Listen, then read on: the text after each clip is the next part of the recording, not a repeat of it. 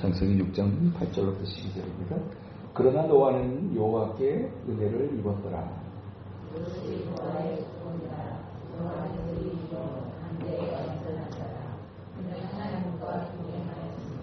세 아들을 낳았으니 셈과 함과 야벳이라.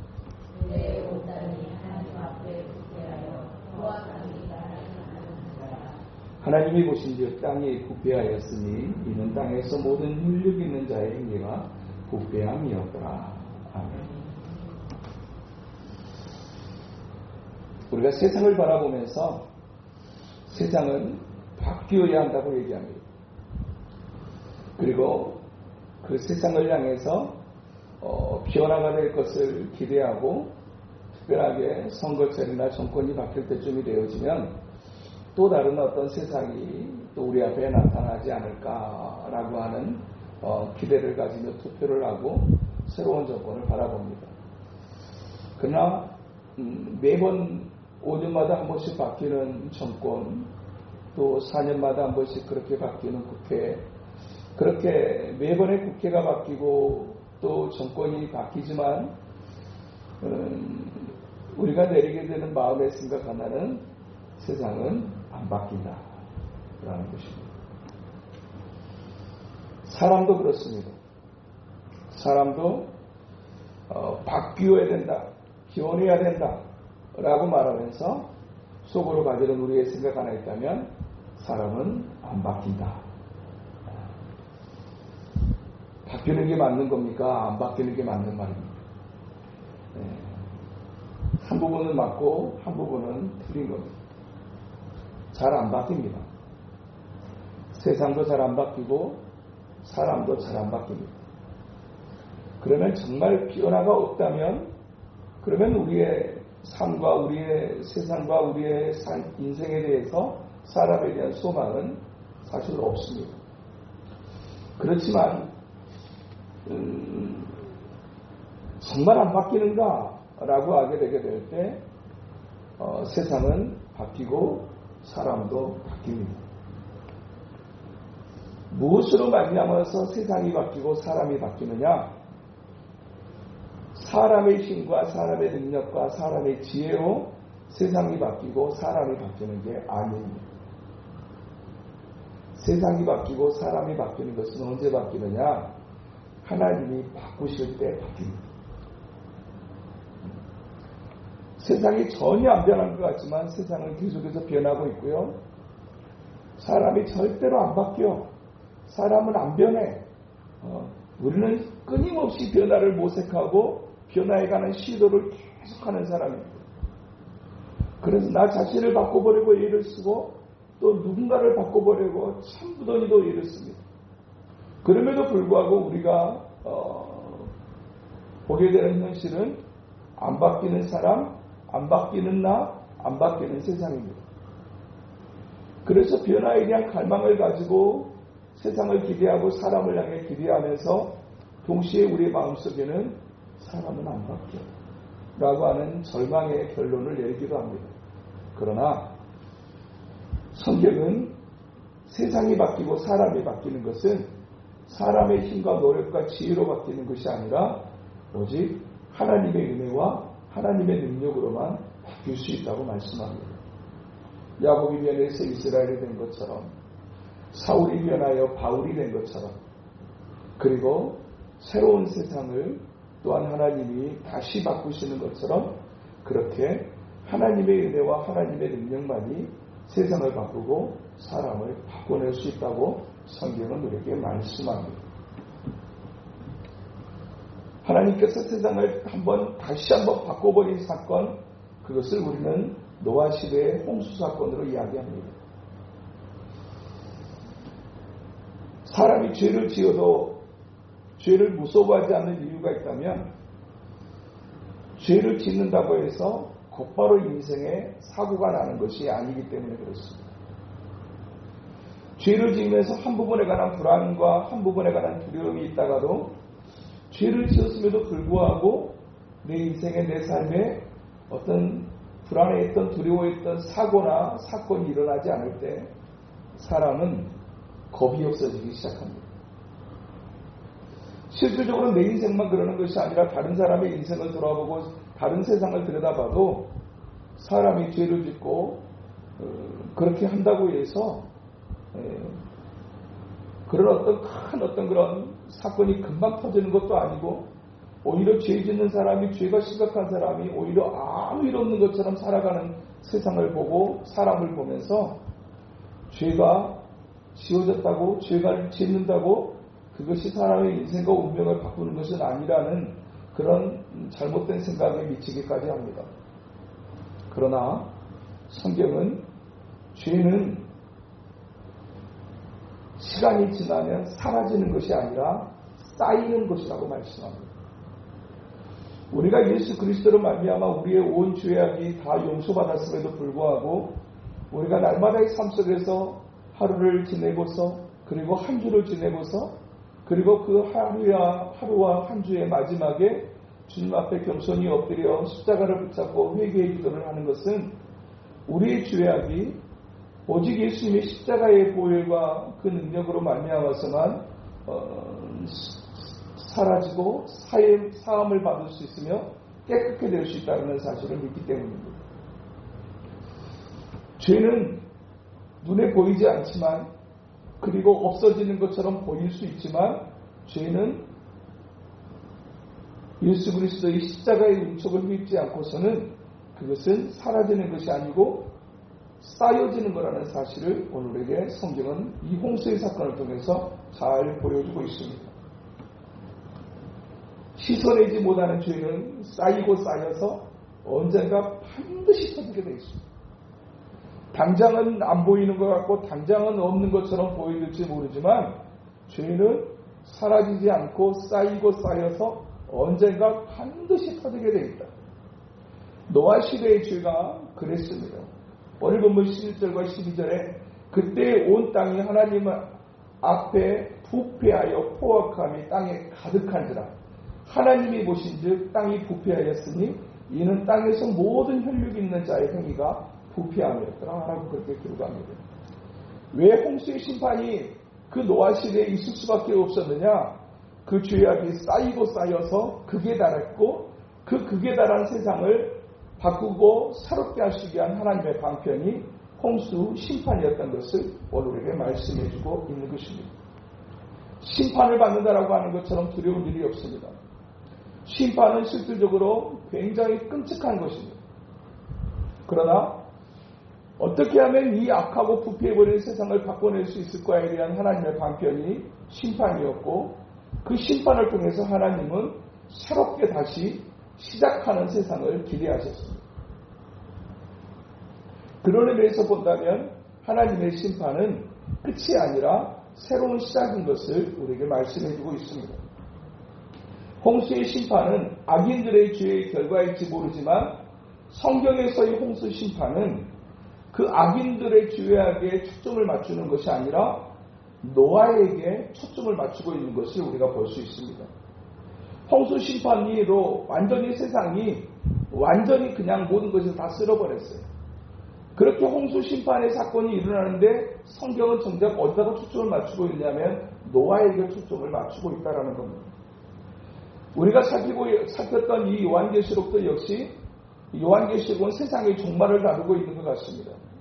그리고 세상이 끝이 날 것이다 라고 성경이 선언하고 있지만 사실 요한계시록을 더 깊이 들여다보면 요한계시록의 초점은 세상의 끝을 말하는 것이 아니라 그 세상의 끝 속에서 하나님이 구원하신 하나님의 선택받은 14만 4천 명에 초점을 맞추고 있고, 세상의 끝날을 이야기하는 것 같지만 사실 요한계시록의 초점은 새하늘과 새 땅에 초점을 맞추고 있다는 것입니다.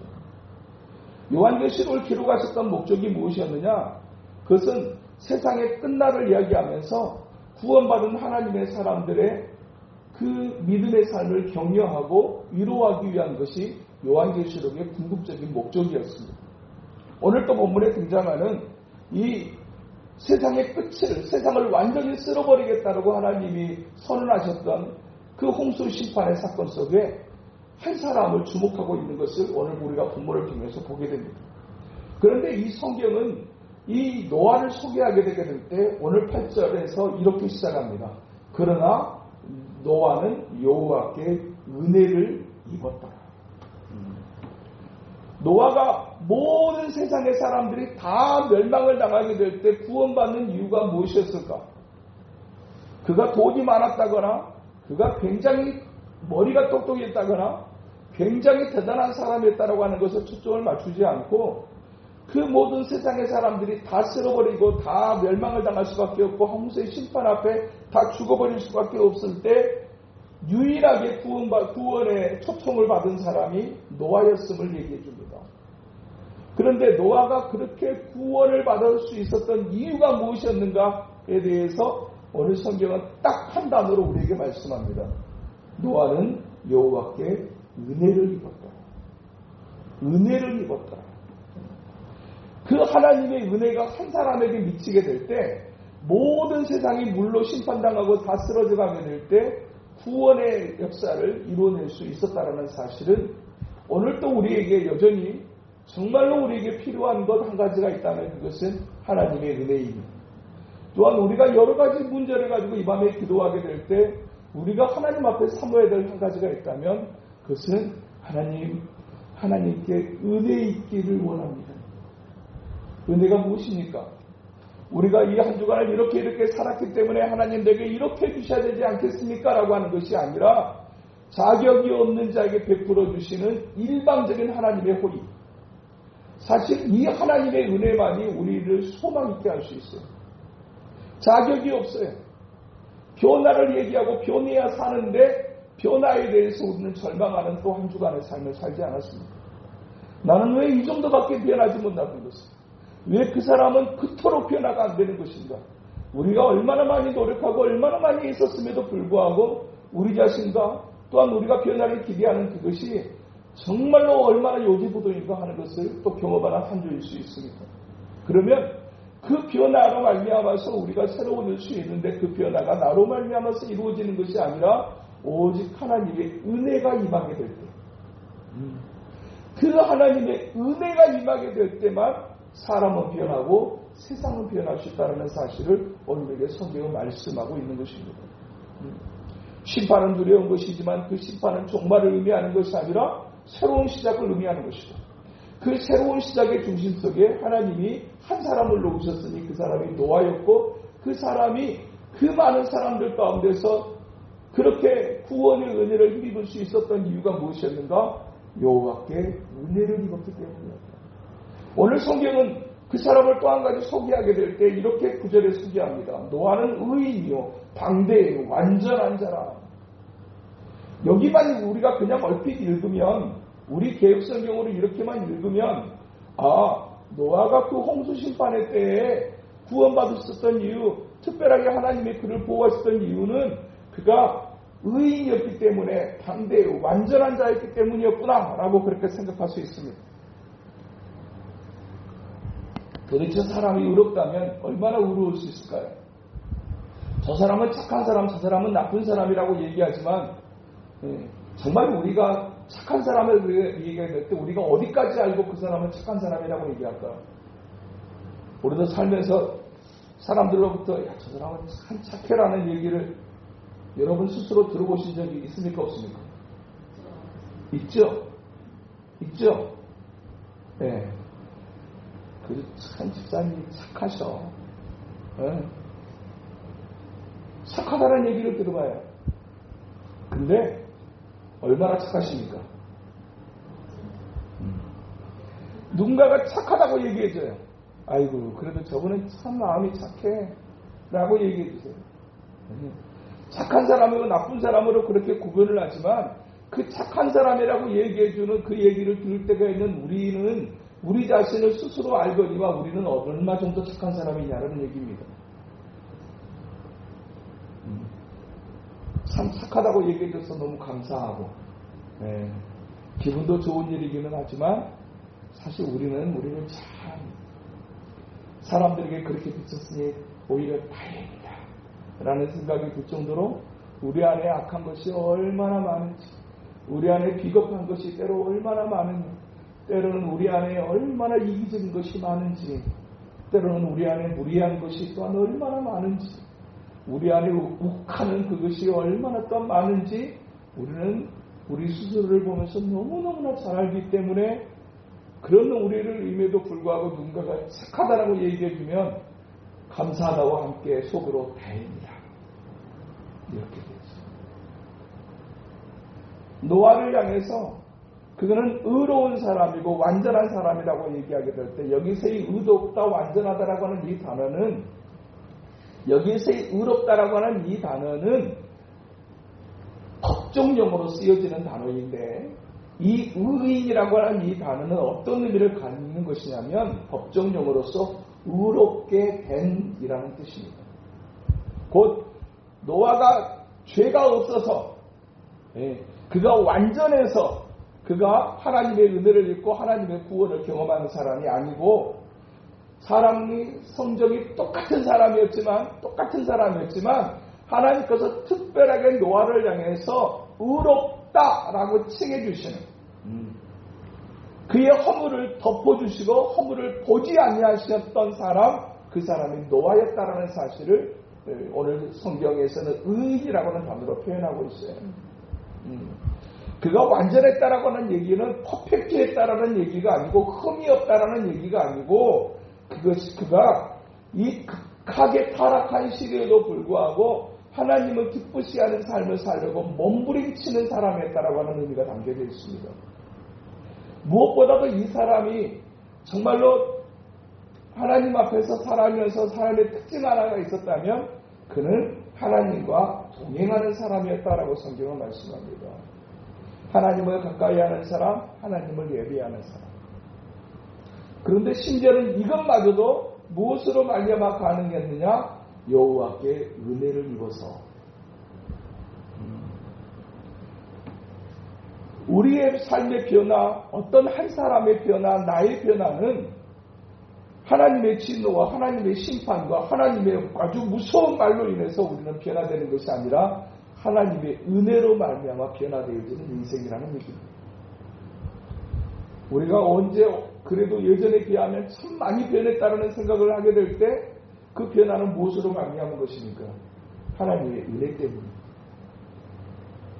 우리의 마음이 언제 부드러워졌냐면 똑같이 눈에는 눈, 이에는 이, 너는 이렇게 해야 살아 라고 했던 강한 하나님의 말씀 때문이 아니라 내가 내 자신을 너무나 잘하는데 그런 부끄러운 나임에도 불구하고 하나님이 내가 너를 사랑한다고 해주시고 너는 내 아들이라고 얘기해 주시고 내가 세상 끝날까지 너와 함께 할 것이며 너는 그러니 불안해하지 말고 두려워하지도 말라고 말씀해 주시는 그 하나님의 위로와 격려 때문에 우리가 그만이나 이만큼이나 변할 수 있었다는 얘기입니다. 사람을 변화시키는 것은 협박이나 겁박이나 매나 그런 어떤 큰 목소리가 사람을 변화시키는 것이 아니라 연약함에도 불구하고 우리를 향해서 위로하시는 하나님의 은혜가 있을 때 오히려 그런 부끄러운 우리의 모습에도 불구하고 우리를 격려하시는 하나님의 은혜가 있을 때 우리가 변화되어지고 우리가 새로워질 수 있는 겁니다. 우리에게 사실 필요한 것은 우리가 행동한 그 모습으로만 보게 되게 되면 하나님의 진노가 필요할 것 같아요. 하나님의 아주 엄한 목소리가 필요할 것 같아요. 그런데 하나님은 그것이 우리를 변화시킬 수 없다는 사실을 아세요. 하나님의 은혜가 나를 변화시키고 하나님의 은혜가 우리가 기도하는 누군가를 변화시킬 수 있습니다. 하나님의 은혜를 입는다라고 하는 것이 얼마나 중요한 것인가? 하나님의 은혜를 입었다라고 얘기할 때 이 부분을 주석했던 어떤 목사님이 이렇게 표현을 했어요. 은혜는 특혜다. 은혜는 특혜다. 특혜 아닙니까? 자격이 없는 자에게 베풀어지는 일방적인 호의를 누군가가 받았다면 그건 특혜를 받습니다. 저 사람은 합격할 자격이 안 돼요. 조건이 안 돼요. 근데도 불구하고 누군가가 호의를 베풀어서 그를 합격을 시켜줬어요. 그게 뭡니까? 그 특혜라고 얘기하는 거예요. 은혜는 특혜입니다. 평범한 사람, 평범한 인생을 하나님께서 특별한 인생으로 바꾸시게 되게 될 때 그게 그 사람에게 부어지는 것이 무엇인가? 은혜입니다. 노아가 노아일 수 있었던 이유, 노아가 특별한 사람으로 성경에 등장할 수 있었던 이유가 무엇이었느냐? 그것은 하나님의 은혜 때문이었고 하나님의 특혜 때문이었다고 말씀합니다. 예수님을 인도했던 마리아가 주님 앞에 했던 표현이 정말 귀한 표현이 이겁니다. 여호와께 은혜 있기를 원합니다.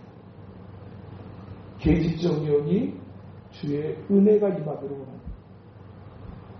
이 겸손한 단순한 고백 하나가 예수의 어머니로서의 삶을 살아가게 했어요. 우리가 정말로 새로워지기를 원하고 정말 변화되어지기를 원하게 될 때 우리가 해야 될 기도 하나가 있다면 그것은 하나님 앞에 겸손히 엎드려 주여 우리가 은혜 있기를 원합니다. 하나님 우리의 가정이 주의 은혜 있기를 원합니다. 하나님 우리의 자녀들이 주의 은혜 있기를 원합니다. 하나님 우리의 공동체가 주의 은혜를 입기를 원합니다. 이 은혜를 입는 것만이 우리를 변화시키고 새롭게 하실 수 있다는 사실을 오늘에게 말씀해 주세요. 이 은혜를 입었다라고 하는 이 사실 하나가 그 타락하고 부패해버린 시대에 하나님 앞에서 하나님의 기뻐하시는 삶을 살아가는 몸부림하는 인생이 되게 할 수 있었다고 오늘에게 말씀하세요. 특별하게 우리의 자녀들을 위해서 기도하게 될 때 우리가 무엇을 구할 것입니까? 하나님 우리의 자녀들에게 하나님의 은혜를 베풀어 주시옵소서. 은혜는 하나님의 긍휼이에요. 사실 우리가 행한 것으로 보면 상 받을 일보다 매 받을 일을 하는 것이 훨씬 많아요. 그럼에도 불구하고 하나님 앞에서 정말로 새롭게 되고 하나님 앞에서 정말 하나님의 기뻐하시는 삶을 살기를 갈망하게 될 때 우리에게 여전히 필요한 것은 하나님의 은혜예요. 오늘 또 우리의 교회가 어떤 교회가 되어져야 된다, 되어지기를 원하십니까? 라고 얘기하게 될 때 저는 그냥 이렇게 표현하고 싶다. 우리 교회는 은혜가 풍성한 교회였으면 좋겠다. 은혜가 넘치는 교회였으면 좋겠다.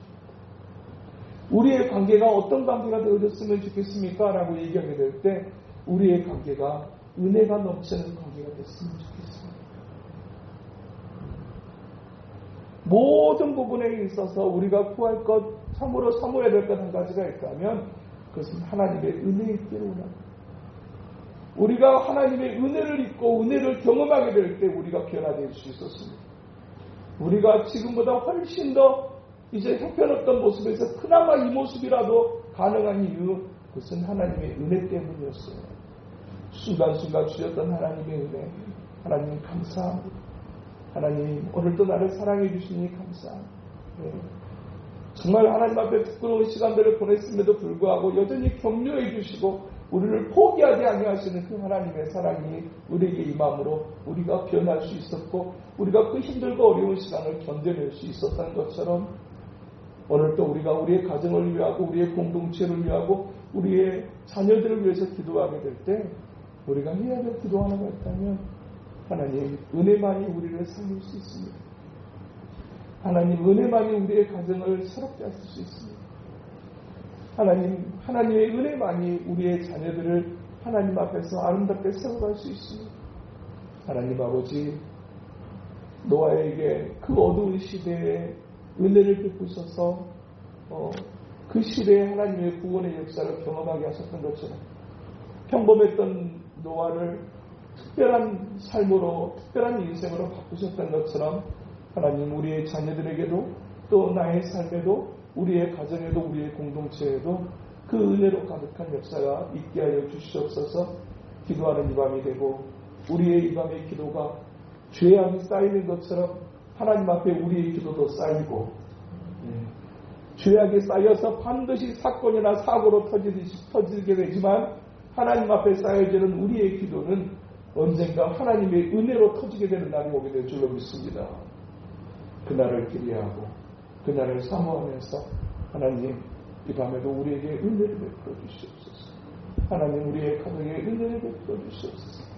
내가 정말로 가슴으로 품고 기도하는 그 영혼 위에 하나님의 은혜가 임하기를 원합니다. 함께 기도하는 이 밤 우리 모두 될 수 있게 되기를 주님의 이름으로 축복합니다.